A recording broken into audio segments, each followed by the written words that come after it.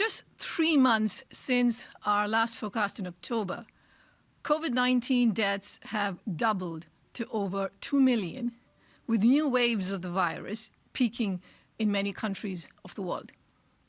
In these same 3 months, multiple vaccines have seen unexpectedly strong success, and several countries have embarked on ambitious vaccination drives.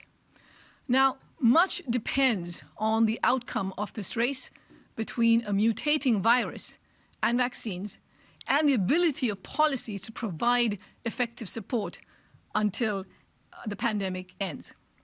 Now, there remains tremendous uncertainty and prospects vary greatly across countries. In our latest World Economic Outlook, we are projecting global growth for 2021 to be 5.5%, which is 0.3 percentage points above our previous forecast. And then growth is expected to moderate to 4.2% in 2022.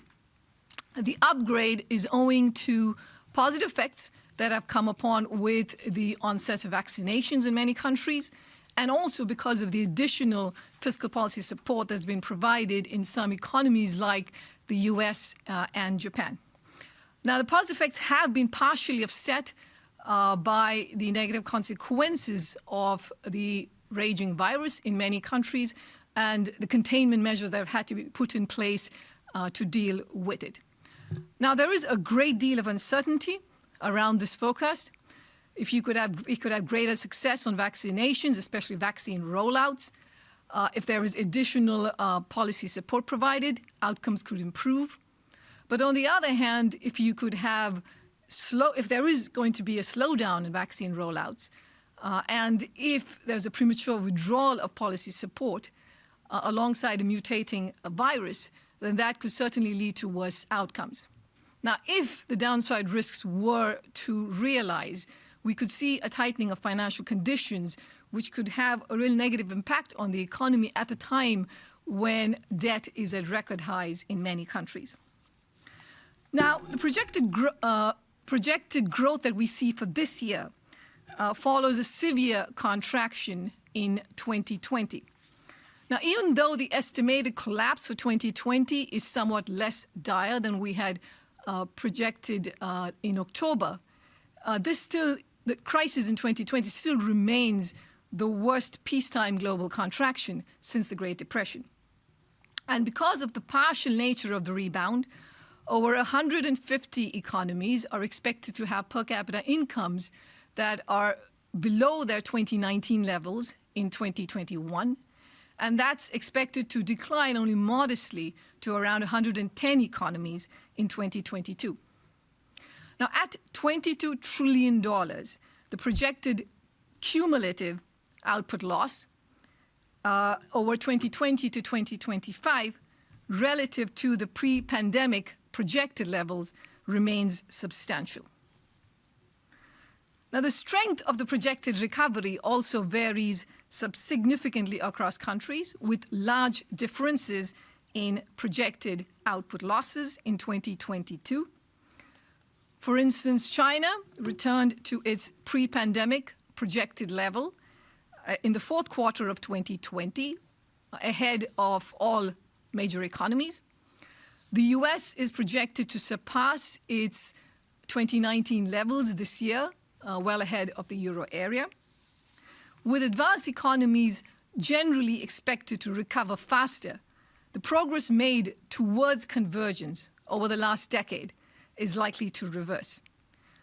Over 50% of emerging market and developing economies that were converging towards advanced economies per capita income are now diverging over the 3 years between 2020 and 2022.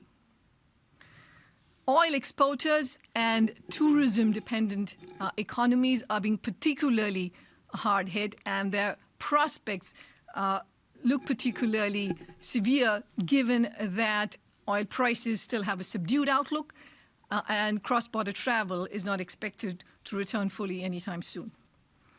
Now, even within countries, the burden of the crisis has been felt unequally across different groups.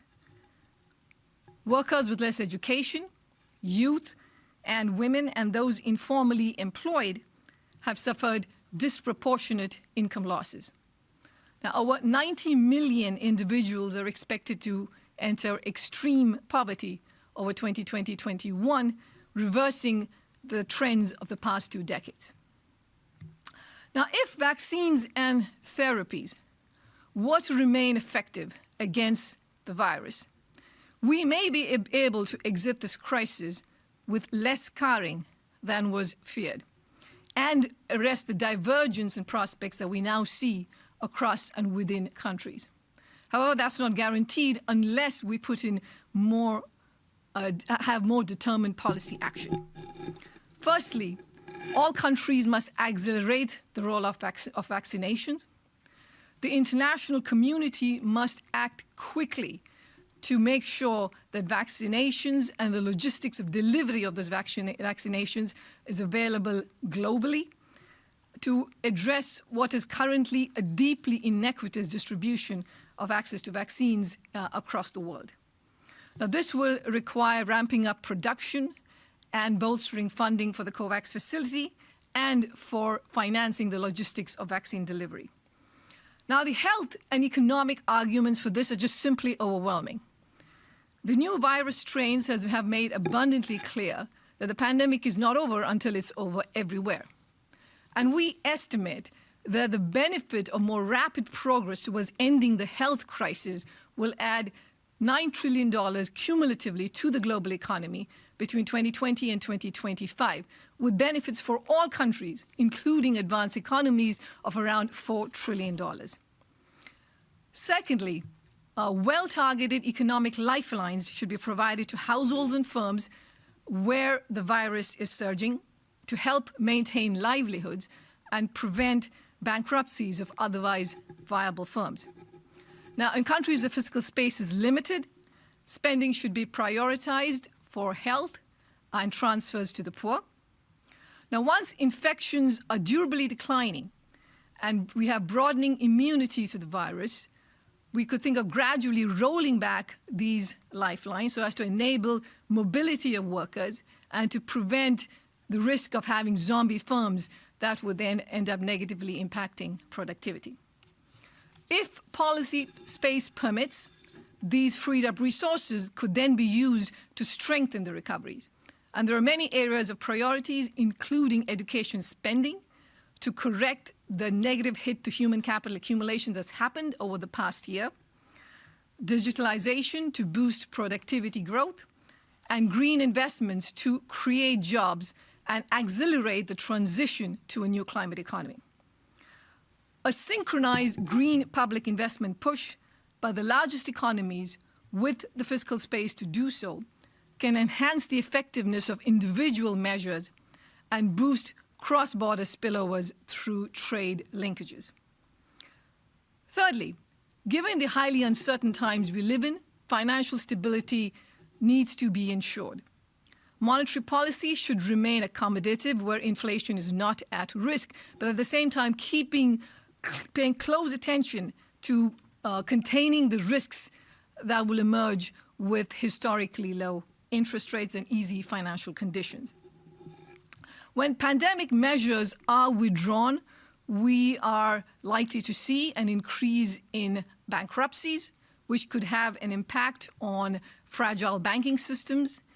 And therefore, it's very important to prepare now to have special out-of-court restructuring frameworks to deal with the problem of rising non-performing loans in many countries.